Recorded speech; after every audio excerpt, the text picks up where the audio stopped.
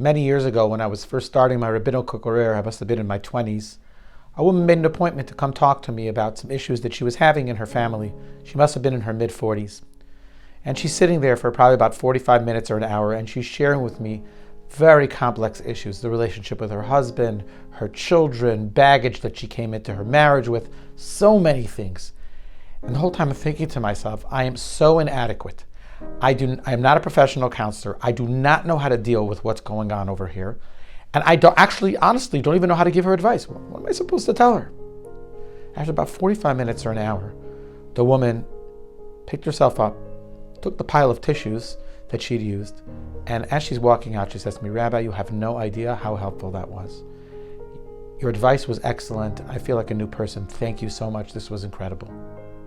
And she walks out the door, and I think to myself, advice? I didn't give her one piece of advice. As a matter of fact, I sat stone silence. Okay, periodically I clucked and I nodded. I understand. But I hadn't done anything.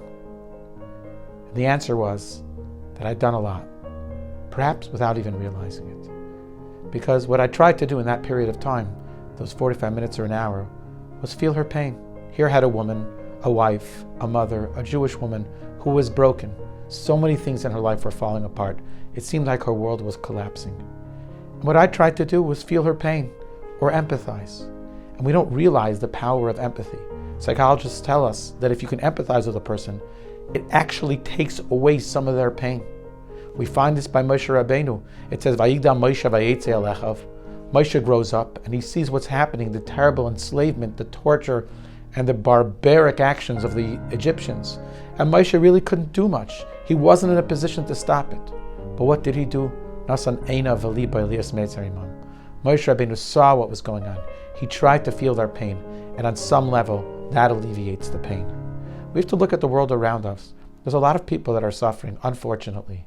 And the truth is, we can't always practically do something for them. But one thing we could do is, we can empathize. We can tell them that we feel their pain, or even if not, we can listen. We can be there for them.